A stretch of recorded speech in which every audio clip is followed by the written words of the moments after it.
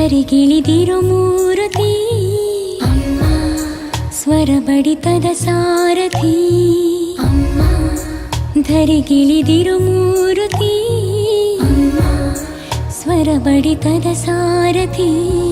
ನನ್ನಲ್ಲಿ